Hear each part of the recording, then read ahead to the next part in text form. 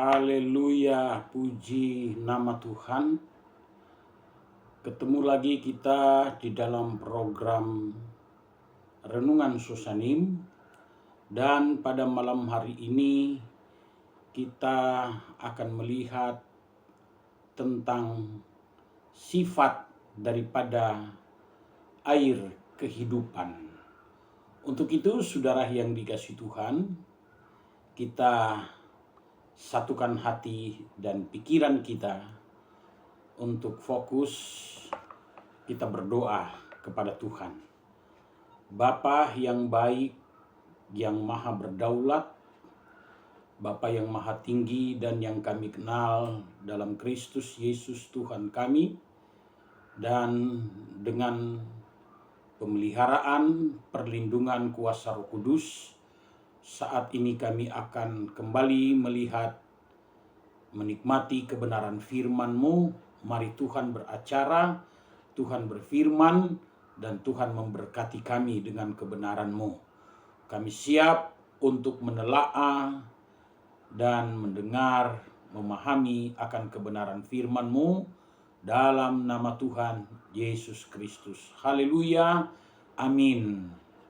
Kita akan melihat di dalam Injil Yohanes pasal yang keempat, di dalam ayatnya yang ke-10 khususnya.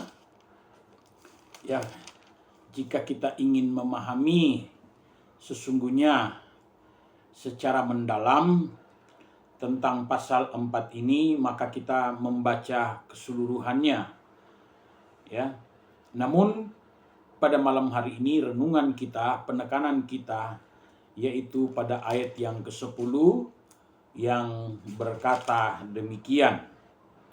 Jawab Yesus kepadanya, "Jikalau engkau tahu tentang karunia Allah dan siapakah Dia yang berkata kepadamu, 'Berilah aku minum,' niscaya engkau telah meminta kepadanya, dan Ia telah memberikan kepadamu air hidup."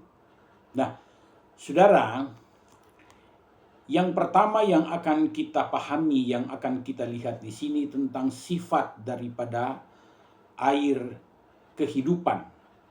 Sifat yang pertama, air kehidupan, yang paling terutama dan yang paling terpenting, dia memiliki sifat hidup. Dan hidup itu adalah hidup yang berdampak. Hidup di dalam Kristus adalah harus memiliki karakter Kristus yang berdampak luas. Sehingga terlihat air itu sangat dinamis. Dia tidak pernah berhenti. Dia tetap hidup dalam kacamata teologi yang akan kita pahami pada malam hari ini. Jadi sifat yang pertama tentang air kehidupan adalah dia hidup. Dan kalau kita ingin memiliki kehidupan dan kehidupan itu panjang, kehidupan yang kekal, maka saudara yang dikasihi Tuhan, kita datang kepada Sang Pemilik air kehidupan, yaitu Yesus Kristus Tuhan kita. Yang kedua, sifat yang kedua, dia memiliki sifat, air kehidupan ini memiliki sifat yang jernih, sifat yang murni. Mari kita melihat di dalam kitab Wahyu pasal yang ke-22. Kitab Wahyu pasal yang ke-22, kita akan melihat pada ayatnya yang pertama. Dikatakan, "Lalu Ia menunjukkan kepadaku sungai air kehidupan yang jernih, bagaikan kristal, dan mengalir keluar dari takhta Allah dan takhta Anak Domba itu." Sifat yang kedua, air kehidupan ini adalah jernih, murni. Ya. Saudara, dalam kita mengiring Tuhan, baiklah kita memiliki sifat yang jernih, melakukan segala sesuatu dengan murni, melakukan segala bentuk pelayanan apapun yang dipercayakan kepada kita dengan kejernihan hati, kemurnian, bukan kepalsuan. Ya, jadi seperti itu. Jadi kalau kita ingin menikmati air kehidupan, maka kita harus tahu dampak bagi diri kita, membentuk hidup kita menjadi jernih, menjadi murni. Jadi dalam hal apapun kita lakukan untuk pekerjaan Tuhan, harus lakukan secara murni, jernih hati, jernih pikiran, murni, sesuai dengan sifat daripada air kehidupan itu sendiri. Yang ketiga, kita akan lihat di masih dalam kitab Wahyu 22 dalam ayat 1 ini, dikatakan, lalu ia menunjukkan kepadaku sungai air kehidupan yang jernih bagaikan kristal dan mengalir keluar dari takhta Allah dan takhta Anak Domba. Saudara, jernih identik dengan bersih. Jadi yang ketiga di sini adalah sifat daripada air kehidupan bersih. Nah, gereja Tuhan, jemaat Tuhan, kita harus memberikan diri kita secara terus-menerus untuk dibersihkan oleh firman dan oleh Roh Kudus.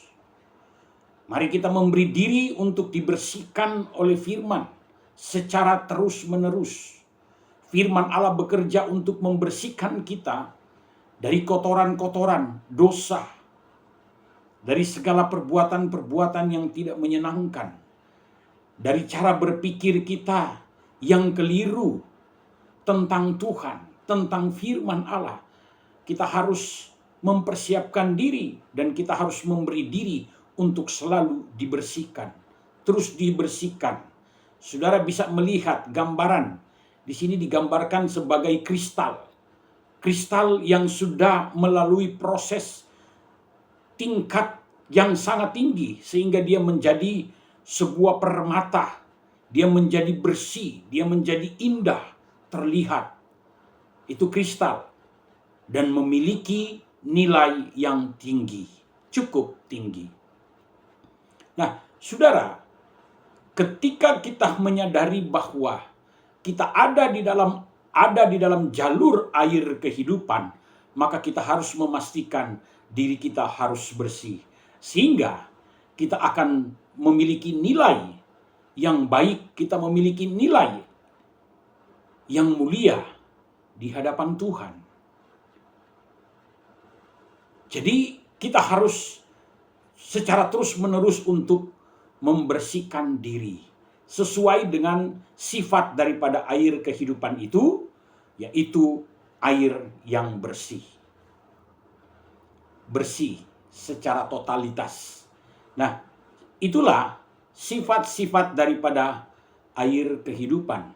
Kemudian, yang keempat, sifat daripada air kehidupan, kita akan lihat di dalam Yehezkiel pasal 47, kitab Yehezkiel pasal yang ke-47, kita akan melihat dari ayat 1 sampai dengan ayat yang ke-9. Mari kita membaca di sana. Kemudian ia membawa aku kembali ke pintu bait suci, dan sungguh ada air keluar dari bawah ambang pintu bait suci itu dan mengalir menuju ke timur, sebab bait suci juga menghadap ke timur, dan air itu mengalir dari bawah bagian samping kanan dari bait suci itu sebelah selatan mezbah. Lalu diiringnya aku keluar melalui pintu gerbang utara, dan dibawanya aku berkeliling dari luar menuju pintu gerbang luar yang menghadap ke timur. Sungguh air itu membual dari sebelah selatan. Perhatikan, membual dari sebelah selatan. Sedang orang itu pergi ke arah timur dan memegang tali pengukur di tangannya dan mengukur 1000 hasta dan menyuruh aku masuk dalam air itu, maka dalamnya sampai di pergelangan kaki. Ia mengukur 1000 hasta lagi dan menyuruh aku masuk sekali lagi dalam air itu. Sekarang sudah sampai di lutut. Kemudian ia mengukur 1000 hasta lagi dan menyuruh aku ketiga kalinya masuk ke dalam air itu. Sekarang sudah sampai di pinggang. Nah, sekali lagi ia mengukur 1000 hasta lagi. Sekarang air itu sudah menjadi sungai di mana aku tidak dapat berjalan lagi, sebab air itu sudah meninggi sehingga orang dapat berenang. Suatu sungai yang tidak dapat diseberangi lagi. Lalu ia berkata kepadaku, sudahkah engkau lihat, hai anak manusia? Kemudian ia membawa aku kembali menyusur tepi sungai dalam perjalanan pulang. Sungai sepanjang tepi sungai itu ada amat banyak pohon di sebelah sini dan di sebelah sana. Ia berkata kepadaku, sungai ini mengalir menuju wilayah timur dan menurun ke Arabah Yordan dan bermuara di Laut Asin. Air yang mengandung banyak garam dan air itu menjadi tawar, sehingga kemana saja sungai itu mengalir, segala makhluk hidup yang berkeriapan di sana akan hidup. Ikan-ikan akan menjadi sangat banyak, sebab kemana saja air itu sampai, air laut di situ menjadi tawar, dan kemana saja sungai itu mengalir, semuanya di sana hidup. Jadi kita lihat saudara, ada dampak yang sangat luar biasa. Sifat air yang keempat ini, dia tidak pernah kurang. Artinya dia selalu berlimpah. Dia berlimpah-limpah. Sehingga ikan akan bertambah banyak di sana. Dan ikan itu akan tetap hidup. Jadi ada dampak yang sangat luar biasa. Nah, ketika gereja Tuhan, jemaat Tuhan menyadari bahwa dia ada di jalur air kehidupan, maka saudara yang dikasih Tuhan,